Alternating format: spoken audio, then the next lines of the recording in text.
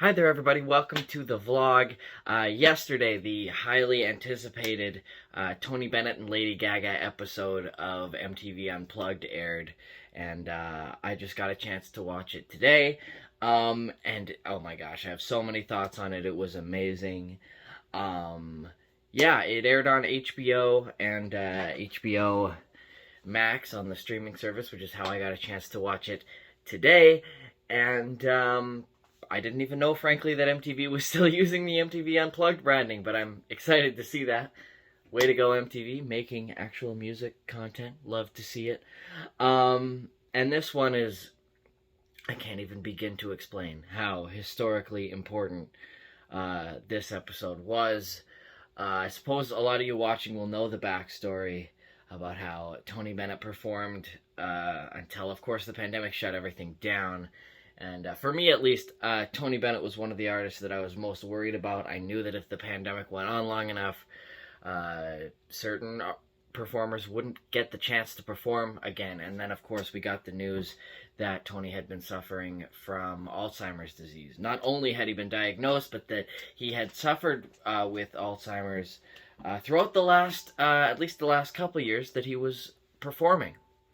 But that through consistent rehearsal and just a lot of repetition, out on the road, he never lost a step in his live show at any point. I've really never heard from anybody that they saw a show where Tony was starting to slip. He always had that, 90-minute segment of his life each night out on the road down pat. He had it all memorized and perfected, and even through the pandemic, he was still rehearsing with his pianist once a week, twice a week, I can't remember, but still consistently working through the set, and it really shows here, because he did get that chance, thankfully, to perform again in 2021, of course, taping this MTV Unplugged special, and 2 concerts at Radio City Music Hall, which were, of course, broadcast as a special as well, and I taped it, and I was going to review it, but I taped the wrong channel, and I'm still mad about it because for some reason it's not streaming up in Canada. I still don't know how I can watch, by legal means, Tony Bennett's real last concert of all time, because shortly after those concerts, of course, it was revealed that he was retiring on doctor's orders, that he was still able and still willing to perform shows. He still had the whole set down, was still able to do it, but that just for medical reasons, he'd be retiring at 95. So that special already came out of those concerts. So it's a bittersweet day, really, because when this special came out yesterday, it's kind of the last new thing to air in terms of Tony Bennett's career. It's amazing. Up until yesterday, there were still new Tony Bennett things to watch out on the horizon, and I'm sure there'll still be albums put out and stuff like that. Like all artists, his legacy shall carry on, and Tony Bennett is still around. Please don't let me talk about him in past tense. Tony Bennett is still very much alive, and so yeah, I don't want to say this is the end of his career, but it certainly looks like that could be a possibility. So to watch this today was special. It's not just the end of a career I'm talking about. It's truly the end of an era. He was the last of a legendary and iconic peer group. Of course, I don't need to list off the names of people that he was affiliated with. Of course, he always starts his shows with Frank Sinatra's audio clip of just him describing what a great singer Tony Bennett is, and he is, and it comes out in this special. They do a number of songs. They did, even though it was only really 20 minutes. It was 21 minutes. It was a 30-minute time slot minus commercials. Winds up being about 21 and a half minutes, and just not enough. But it's really special to see. And I guess you don't want to put Tony in too heavy a workload. Well, he played full concerts at Radio City Music Hall. Anyway.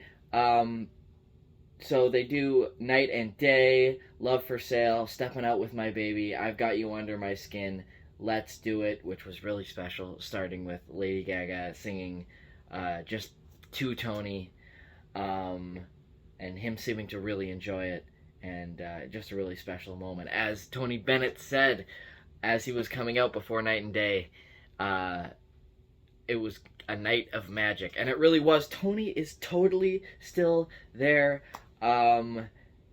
They finished the set with Fly Me to the Moon, Tony's legendary version of Fly Me to the Moon, and he's still got it. It's amazing. There are moments in that song where he either, he has a distinctive way. I can't even really describe it, but you will all know what I'm talking about when I say that he has this power behind him in certain moments when he chooses to harness it as a singer, and it's still there. It's still totally there at 94 going on 95 when this special was taped. Amazing. He's hitting high notes in that song. Vocally, he is never shaky for a moment. I was debating in my head as this went on. Lady Gaga did most of the in-between, the talking rather, in between the songs. And there were times when I was like wondering, how much is Tony following along with this? Does he still remember all the things she's talking about? But no, that's not what this is about. This is not a time to overanalyze Tony Bennett's mental state at the time. It is a time to appreciate that he still has, like, all of the magic. As he said, it was a night of magic. He still has 100% of the magic that he had as a performer through the 40s, 50s, through his entire career. It is ridiculous, and it's really mind-blowing when you think of it, that we are watching new Tony Bennett content it's December of 2021. He's 95, and we're still unpacking the new things he puts out. That is not true of so many others.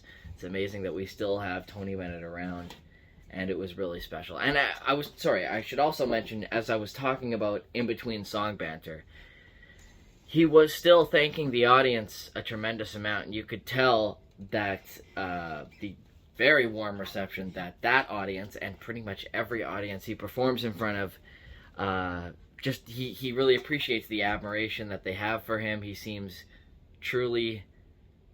he really does seem moved when they give him, for example, a standing ovation after that amazing version of Let's Do It. Yeah. His band is amazing. I didn't even mention his band. I particularly liked Lady Gaga giving Harold Jones, the amazing drummer, a shout out and saying that he's not only Tony Bennett's favorite drummer, but also Count Basie's as well. That was really cool. Yeah.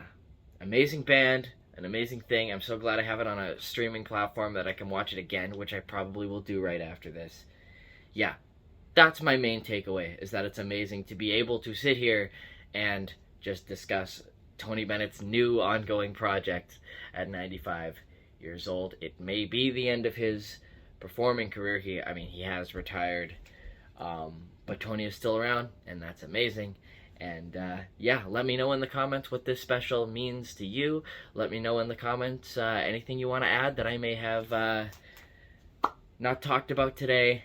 Thank you so much, everyone, for watching. If you don't know, I'm a professional musician myself. You can check out my description for links to where you can find my music, where it's sold or streamed online. You can like this video if you liked what you saw, subscribe to my channel if you've been enjoying my videos, and you can ring the notification bell too if you want to be notified whenever I upload a new video, which should be real soon. This was special. It was truly a night of magic. Glad I watched it. And thanks for watching this video. I'll catch you guys again real soon.